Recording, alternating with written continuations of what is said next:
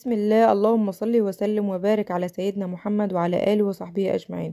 فيديو جديد ويوم جديد. ربنا يا رب يجعل أيامكم كلها ملانة بركة وهنا وسعادة وفرح. ربنا يا رب يحسن ما بين إيديكم وما بين إيدينا، ما تحرمش منكم ولا منكم من تكوا الجميلة اللي دايما بتسعدني. يا رب يخليكم ليا وأجدع وأحلى أخوات في الدنيا.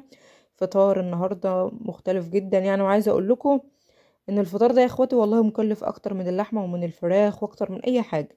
يعني الواحد لو عمل حته لحمه وحبه دمعه وحبه رز زي الفل، مكلف وبياخد وقت. بس انتوا عارفين بقى لازم تغيير في رمضان. كل سنه وانتوا طيبين، وباذن الله ربنا يا رب يجعل كده كل حاجه كده فيها بركه وخير ان شاء الله. اول حاجه بقى عملناها مع بعض كده، علقت على حبه بطاطس كده، قطعتهم كده بقى ايه طرنشات، ورحت مولعه عليهم. هعمل معاكم النهارده، قلت بقى ايه بدل ما اعمل كشري عدس هعمل كشري فول او الكزبريه على حسب بقى ما بتسموها يا اخواتي. كيلو الفول في السوق ب10 جنيه، فرحت جايبه بقى يوم السوق كده كيلو. قلت بقى على حسب ما اعمله، بس انا كنت ناويه اصلا اعمله يعني ايه كزبريه وكده. بس انا عندي جوز ما بحبوش بصراحه كده، بحبه بدمعه او بتقليه. انا ولا انا لا انا ولا الولاد بنحبه كده، فقلت بقى اغير بحيث ان هو يعني ايه لما يكون بدمعة ما فيش الا حبة رز وخلاص. طبعا مش هينفع في الصيام عشان خاطر الولاد، الواحد عايز يعمل لهم حاجة برضو ايه حلوة كده تقوتهم يعني. فقلت ايه هعمله بقى واعمل جنبه بيض بقى، والحبشتكنات اللي انتوا شايفينها دي اللي عايزه اقول لكم قسما بالله ظهر الوقت بيقول اه يعني يعني والله العظيم. يعني الواحد بيقول لكم عنده يعمل عزومة لحوم وكده وما يعملش الطبخة دي ابدا ابدا. فيها 100 صنف و100 حاجة واقلي وحمر وشمر يعني. كفايه كده لحد كده بقى. ما تنسوش تحطوا لايك للفيديو لو اول مره تشوفوا القناه بتاعتنا البسيطه في مطبخنا، كل شيء بسيط وجميل ان شاء الله.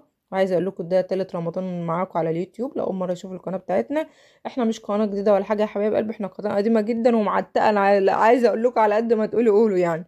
هنا بقى اديت الفل للولاد وقلت لهم انتوا ايه طالبين مني حاجه حلوه طبعا تساعدوني، وقشروا بقى كده فصصوا الفول على ما انا اخلص الحاجه الحلوه كده. فاديت لهم بقى منهم يصلوا صيامهم، ومنهم ايه اهم يساعدوني برضو كده باي حاجه. انتوا عارفين ايه ايد على ايد كده بتساعد يا حبايب قلبي. جبت بقى نص كوبايه كده من الفول السوداني، جرشته كده على ايدي. ما بحبش اعمله في مطحنه، بحس انه طعمه بيروح معانا ما بيبقاش حلو. فما بتجروشيه بس على ايدك كده تدق عليه بايد هون ولا حاجه يبقى معاكي زي الفل. ورحت حاطه عليهم معلقتين جوز هند، وجبت كده معلقه من الزبيب حطيتها، بس الزبيب بتاع كبير شويه. فقلت هقسم الزبيبه كده على اتنين بحيث ان هي تبقى حلوه كده لما نيجي نقطع ايه قطعه الكنافه بتاعتنا. قلت هكمل معاكم الفيديو. هو بصراحه الكنافه ما ظبطتش معايا قوي، هقول لكم برضو ايه السبب دلوقتي، بس ما حبيتش احذف اي حاجه بحيث ان لو حد وقع في نفس الخطأ يعرف يتصرف برضو. حطيت بقى الزبيب وجوز الهند والفول السوداني، وحطيت عليهم معلقتين كده من الشربات اللي كنت عامله الشربات. شربات الكنافه يا حبايب قلبي، كوبايتين من السكر عليهم كوبايه من الميه، عصره نص ليمونه بنحطهم هيغلوا، هيبداوا يغلوا معانا. تعد على ايدك بالظبط 10 دقايق. بعد ال10 دقايق تطفي عليه، تحط بقى فانيليا، تحط موارد المنكهات اللي انت حباها، مفيش اي مشكله. الشربات بيبقى بتقيل شويه علشان خاطر الكنافه ما ينفعش معاه شربات خفيف. كده زي الفل. هنجيب بقى ايه الكنافه بتاعتنا واوريها لكم. جبتها بقى بصراحه من عند الراجل كده، وقلت له انا عايزاها طرح طويله يعني زي ما هي. قال لي خلاص ماشي مفيش مشكله. المهم حطها لي وسمع كلامه وكل حاجه. انا اللي مقطعاها كده في الصينيه. بس جيت بقى يا واخواتي على ما روحت البيت وهي في الكيس مش عارفه، حسيت ان هي نشفت شويه معايا، بس قطعتها برضو واتجقرت يعني كده. وقطعتها حتت بقى كده زي ما انتم شايفين على قد كف الايد كده بالطول. وقلت ايه علشان خاطر اعمل كنافه الصوابع بتاعتنا النهارده. المهم عملت بقى الحشوه بتاعه المكسرات كده زي ما انتم شايفين. وقطعت بقى الكنافه علشان برضو ما ايه الفيديو ما يطولش معاكم. زي ما بقولك على قد كف ايدي كده، اللي هتاخدي بقى شويه كده زي ما انتم شايفين زي ما انا بعمل. رحت بقى بقول لكم ايه هبرمها. كل لما ابرمها الاقي الكنافه بتتكسر معايا. الكنافه اصلا جايه من عند الراجل ناشفه. طب هتعملي ايه الوقت يا اسماء؟ انت نفسك فيها وعايزه تعملي حاجه جديده للولاد وعايزه تعملي حاجه شكلها حلو. مهما الف وابرم الاقيها بتتكسر معايا زي ما انتم شايفين كده، وما هيش مظبوطه خالص. بصراحه اتجائرت وكملتها وقلت بص انا هعملها وزي ما تيجي. هي بقى شكلها حلو شكلها وحش، هي بقى المهم ان احنا عايزين الطعم يا ولاد. كملتها. ابني عمال يقول لي يا ماما هي عماله تتكسر منك ما تكمليش. اقول له والله يا رام بقى كل مره اكمل واحده اقول هي هتظبط، ما فيش هتظبط لحد ما خلصت الصينيه كلها. وحلوه الحمد لله. تشوفها دلوقتي برضو معايا بعد ما اخلصها. بس هي الامانه هي مبقاش شكلها كده، علشان خاطر نبقى متفقين يعني. بس انا قلت هكملها علشان خاطر اعمل حاجه حلوه للولاد. وان شاء الله باذن الله اجيب بقى في واحد بيبيع في السوق كنافه بتبقى طريه وحلوه، طرح برضو طريه وحلوه. ان شاء الله هجيبها من السوق باذن الله النهارده الاثنين من غير مقاطعه يوم الاربع. هروح جايبه برضو نص كيلو، نص كيلو النص كيلو ب17 ونص، لان الكيلو ب35. هجيب نص كيلو ان شاء الله من السوق، وباذن الله هجربها معاكم والله تاني برضو في فيديو عشان اوريها لكم ان هي بتبقى يعني المفروض شكلها احلى من كده.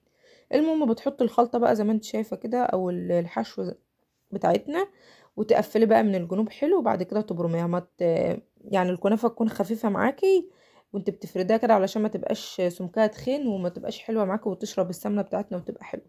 حاولت بقى ان انا الاقيه يعني هتصرف واجيب حبه ميه كده وابلها بيها، بس حسيت ان الكنافه هتعجن مني.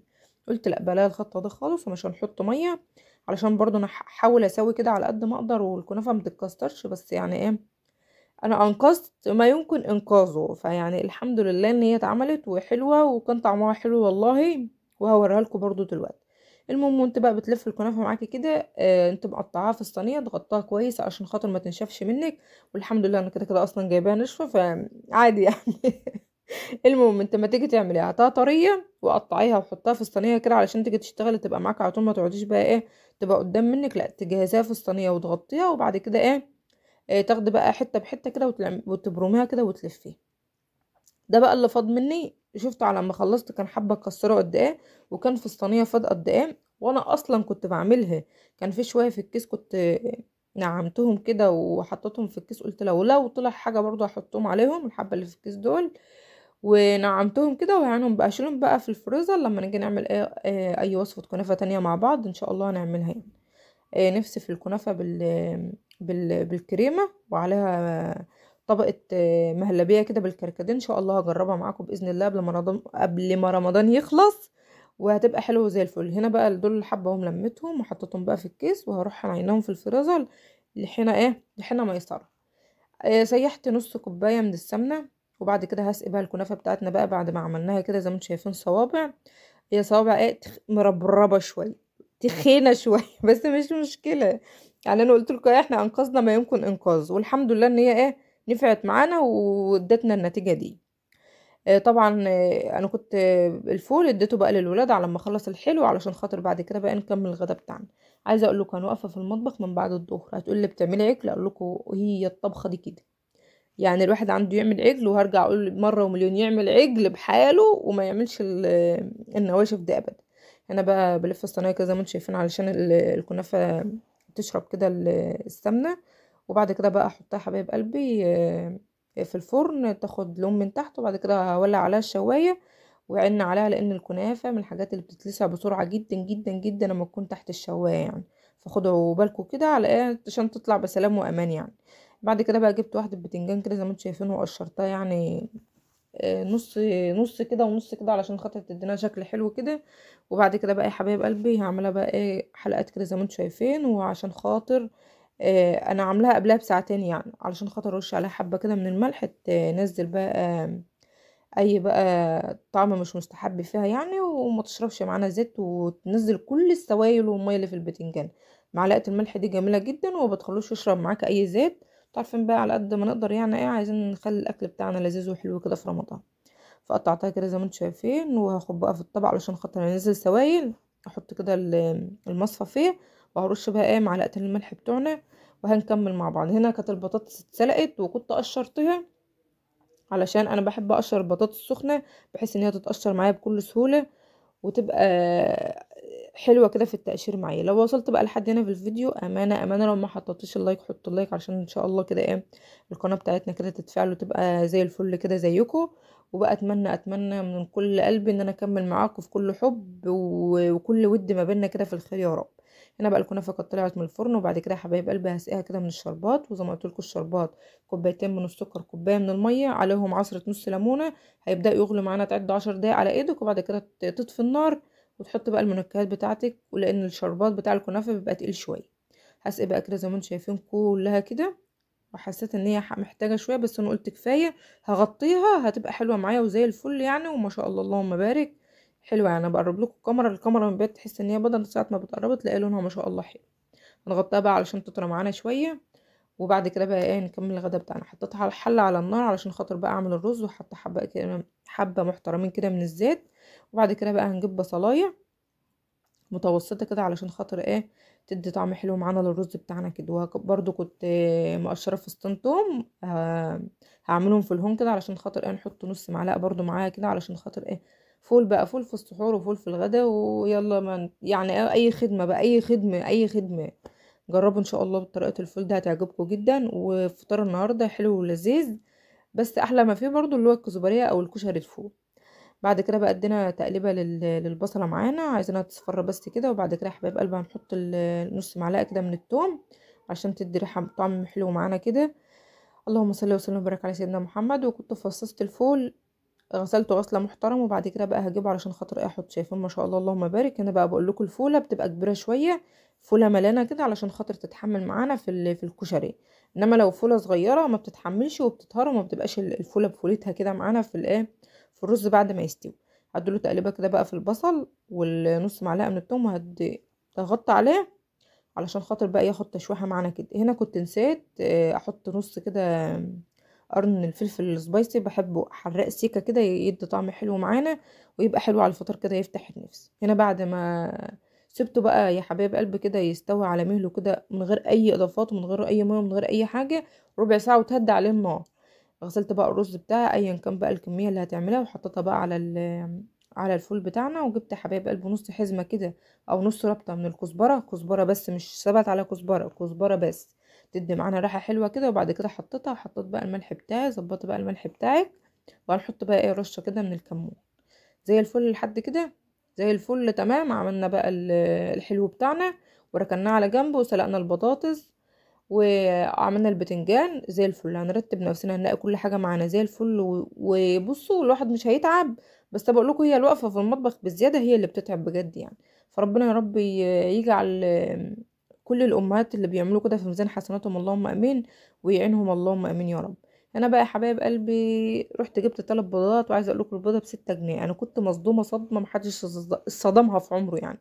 انا بقول الحمد لله بفضل الله الواحد عنده فرخه بتبيض كل اسبوع بيضه. مش عارفه هي دي روتين حياتها بقى، ولا هو في غلط عندنا، ولا هو الغلط جاي منين ورايح فين. احنا نفسه يعني عايزين نعمل قعده صلح وتراضي كده ما بيننا وما بين الفرخه بتاعتنا دي. يا ست الكل انت بتاكلي وبتشربي وبتاكلي طقتين في اليوم، انت ليه ما بتبيضيش بقى بيضه كل يوم؟ انا مش عارفه لسه لحد دلوقتي. فيقولوا له الغلط فين والعيب جاي منين ورايح فين يا ولاد. المهم كنت محوشه بطين ورحت جيت اشتريت عليهم 3 بيضات علشان احنا بقى 5 افراد كده ما شاء الله يعني. فاشتريت ال3 بيضات دول ب18 جنيه زي الفل. بقول لها يعني انا اكتبها في التاريخ واعرف الحاره كلها النهارده والمنطقه ان انا اشتريت 3 بيضات ب18 جنيه. ايوه والله زي ما بقول لكم كده.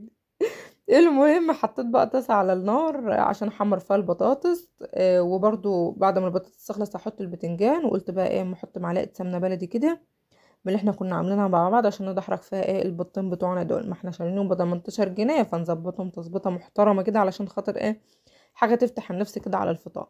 وقلت كده قرنين من الفلفل وقريت البتنجان والبطاطس. وهنا بقى الدقه اللي انا كنت عاملاها في الهون دي كزبره على فلفل احمر على فلفل اخضر على حبه كده من الثوم، رشه من الكزبره، رشه من الكمون، حبه ملح زي الفل. حطيت على البطاطس وحطيت على البتنجان وحطيت على الفلفل. بس البتنجان بروح مزوده له نص ليمونه كده علشان خاطر ايه يديله طعم حلو معانا.